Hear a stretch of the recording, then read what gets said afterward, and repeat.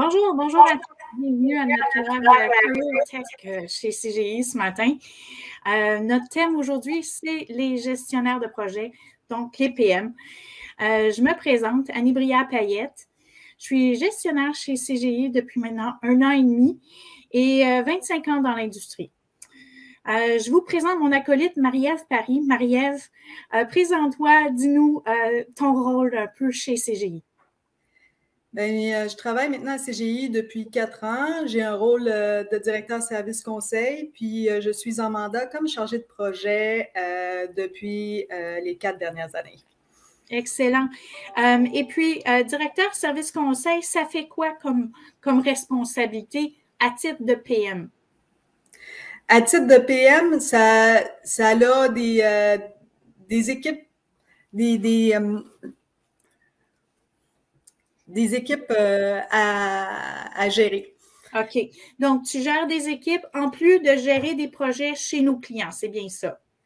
Oui, je m'occupe d'une dizaine de personnes qui sont à travers d'autres mandats à CGI, en plus de m'occuper d'équipes pour le projet sur lequel je suis mandatée. Excellent, excellent. Et puis, lors de notre discussion l'autre jour, on parlait des différentes industries dans lesquelles tu as eu le plaisir de patauger, de jouer, de performer. Donc, des différentes industries. Parle-moi-en un petit peu de ton parcours chez CGI, justement. Bien, en fait, c'est ça qui est plaisant chez CGI, c'est que c'est très, ça couvre un très vaste choix d'industrie. Fait qu'on a la possibilité de travailler dans différents secteurs, comme par exemple le secteur du transport, le secteur bancaire, tout ce qui est commerce de détail aussi, et bien d'autres. C'est les secteurs pour lesquels j'ai particulièrement travaillé durant les 4 dernières années à CGI. Mais ça nous permet de travailler aussi sur de multiples types de projets.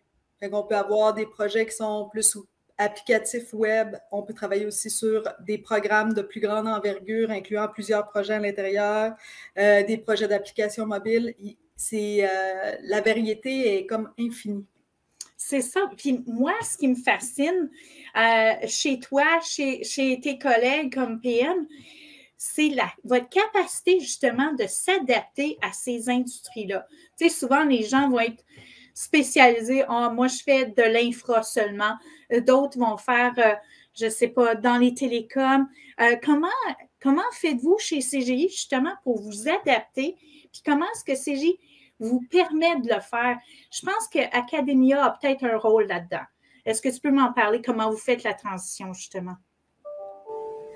C'est sûr qu'Academia, c'est l'outil c'est la plateforme en fait de formation de CGI qui permet d'aller chercher de la formation ou des nouvelles sur différents sujets, différentes industries aussi, puis d'aller chercher des compétences sur des choses qui nous tiennent à cœur. Mais je dirais que pour s'adapter à différentes industries, tout ça, il faut d'abord être curieux.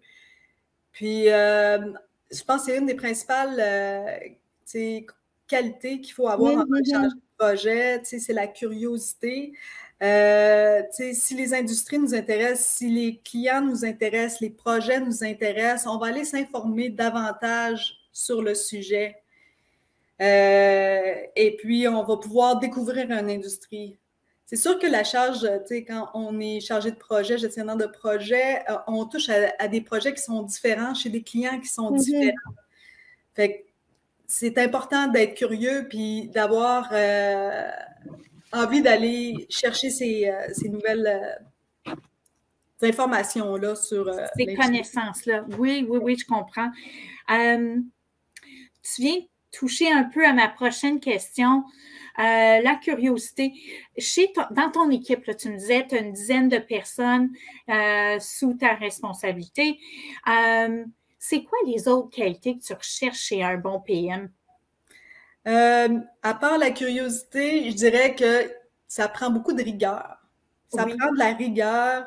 Il y a beaucoup de choses en parallèle à coordonner. Il y a plusieurs types, corps de métier à coordonner.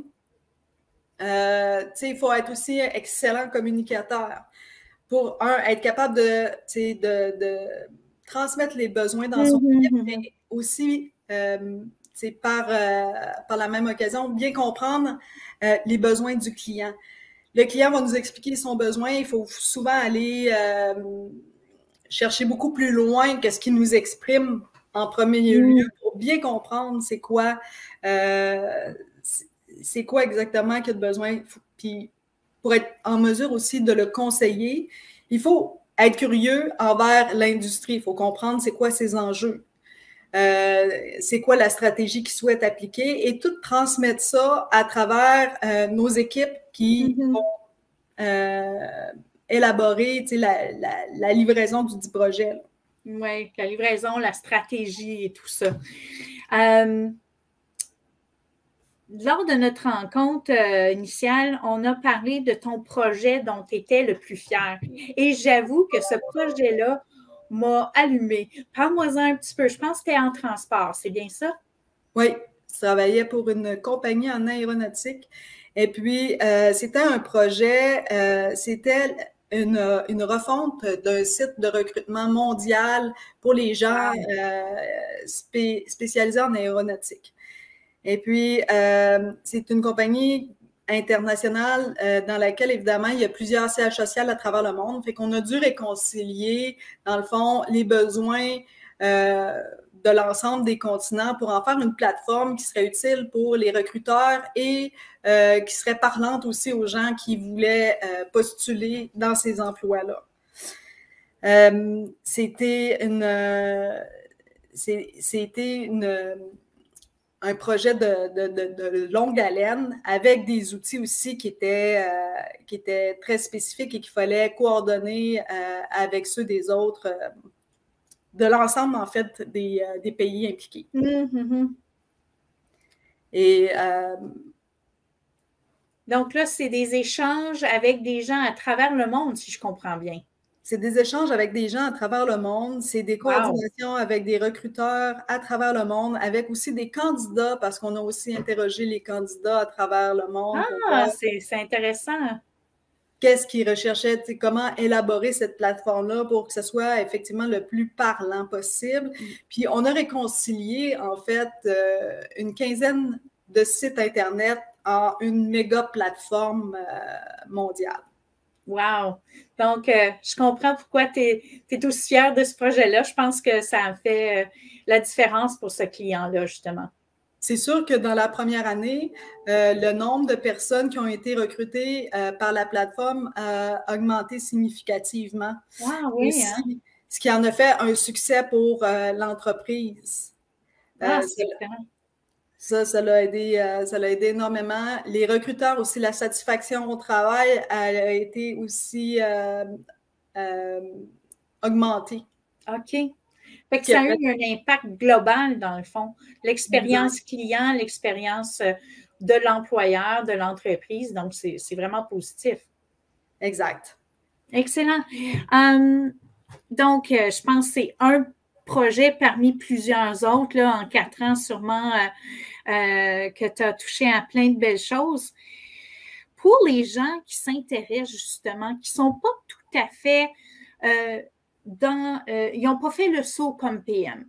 Parle-moi un peu peut-être de la transition qu'on peut avoir, quel type de profil qu'on peut prendre, par exemple. Je pense que les Scrum Masters souvent se retrouvent à faire le saut vers la gestion de projet. Parle-moi un petit peu de la transition qu'on peut faire si on veut se lancer justement comme gestionnaire de projet.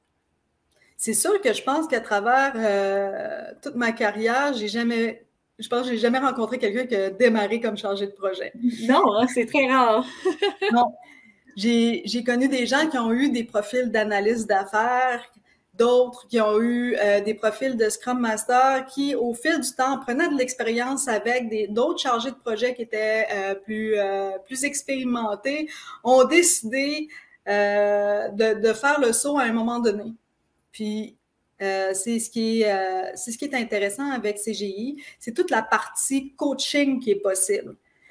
Toute la partie qui permettent de se former, mais d'avoir aussi de travailler en collaboration avec d'autres gens plus expérimentés à travers nos projets pour justement atteindre les niveaux souhaités pour faire le saut vers un emploi de chargé de projet. Et encore là, il y a différentes industries, différents types de projets et aussi différents niveaux de projets. Fait qu'on peut commencer dans des niveaux qui sont moins complexes et augmenter au fur et à mesure en complexité et en compréhension. Il n'y a jamais personne qui est laissé à lui-même devant un problème complexe. On travaille beaucoup en équipe. Excellent. Tu me parlais un peu plus tôt de la formation, comment Academia permettait justement aux gens, aux membres de chez CGI, justement, à progresser vers d'autres sphères d'activité, d'autres types de projets, d'autres industries, etc.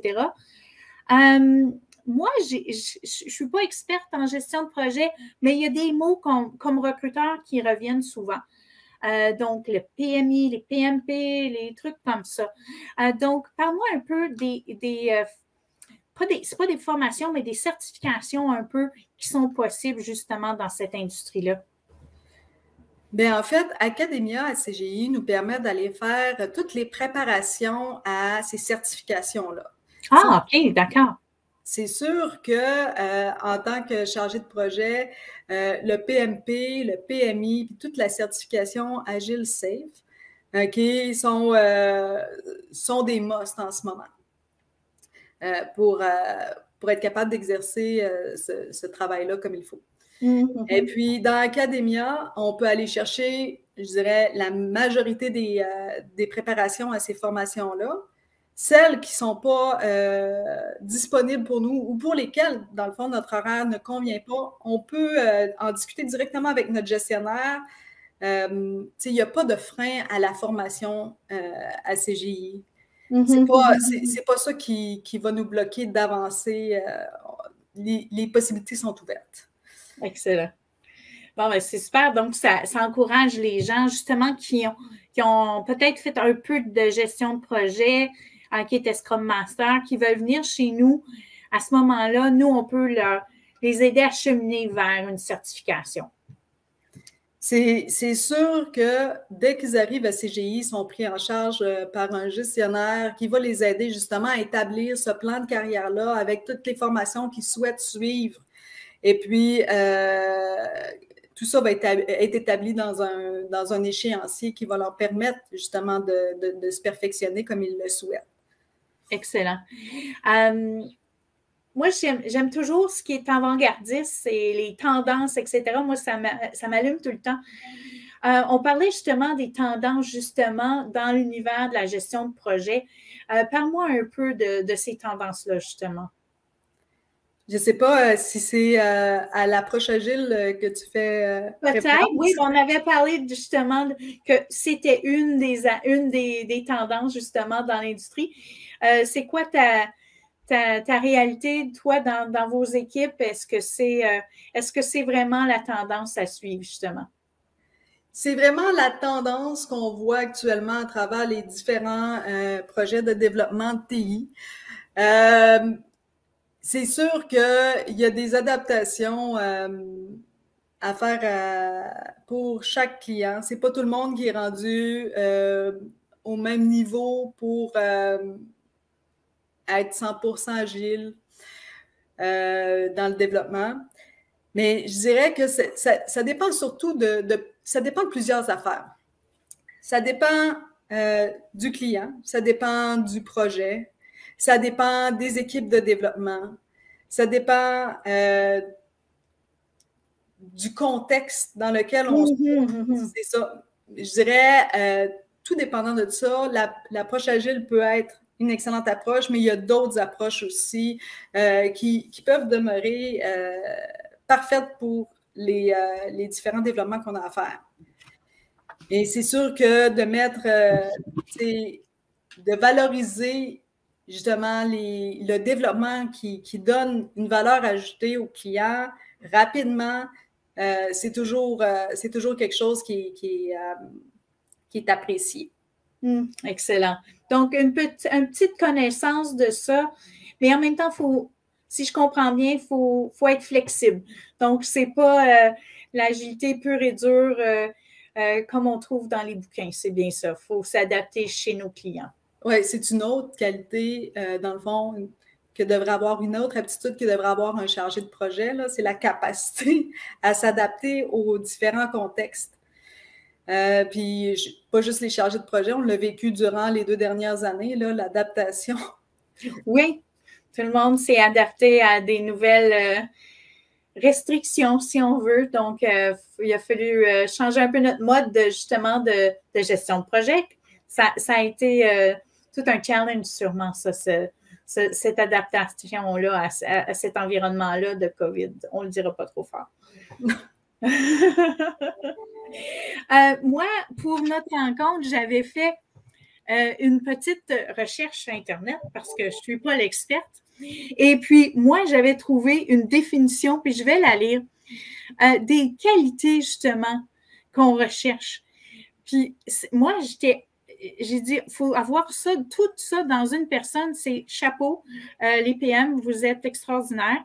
Donc, capacité de persuader, d'influencer, de communiquer, de motiver, d'innover, bâtir et mettre en œuvre des visions stratégiques, faire preuve de dynamique et d'organisation. Il faut le faire, hein? Bravo. Donc, si je m'adresse aux gens qui nous écoutent en ce moment, donc si vous avez toutes ces qualités-là, Marie-Ève va vouloir vous rencontrer sûrement pour ajouter la prochaine personne dans son équipe bientôt. Donc, je fais des blagues. Peut-être dernier petit sujet, Marie-Ève.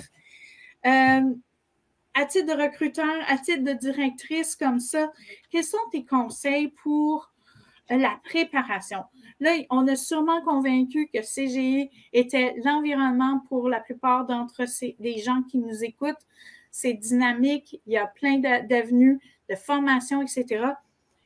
Mais comment on se présente à CGI, justement? Moi, et je fais référence au CV et à la préparation aux entrevues. Donc, est-ce que tu as des conseils, justement, là-dessus? C'est sûr que la première communication qu'on a généralement avec l'équipe de recrutement, c'est par le biais de notre CV. Et dans notre CV, il faut que ça parle. Il faut que ça nous parle parce que nous, on voit des pages blanches. Là. Donc, il faut vraiment que ça nous parle. Tu as raison. Exactement, dans le sens que vous répondez à une offre qui est affichée avec des requis.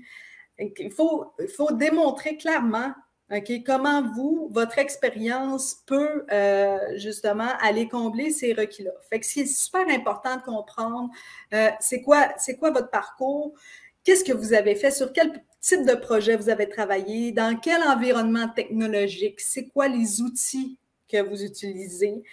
Et puis, si tout ça est clairement écrit, si jamais le poste ne convient pas, on peut facilement, avec les outils qu'on a à l'interne, trouver probablement un autre fit pour ce poste-là. Alors, c'est super important de bien comprendre, c'est quoi votre parcours, puis c'est quoi les technologies avec lesquelles vous avez travaillé, le nombre de personnes dans vos équipes, pendant combien de temps. On veut comprendre aussi, ça va nous permettre de comprendre en fait la complexité ou le type de projet sur lesquels vous avez travaillé pour vous mettre dans un environnement dans lequel vous allez être aussi confortable à travailler. Exactement. Donc, avec cet exercice-là, ça va nous permettre de voir et comprendre exactement les projets que vous avez faits. Puis, ça va faciliter le processus, justement, de recrutement. Bien, sur ce, je pense que ça va être notre dernier conseil de la journée. On se rencontre à nouveau à la table ronde. Donc, j'ai bien hâte de continuer à discuter avec vous lors de la rencontre suite présentation. Donc, merci beaucoup tout le monde. Merci Marie-Ève de ton temps. Et puis, on se reparle immédiatement à la table ronde. Merci beaucoup. Merci.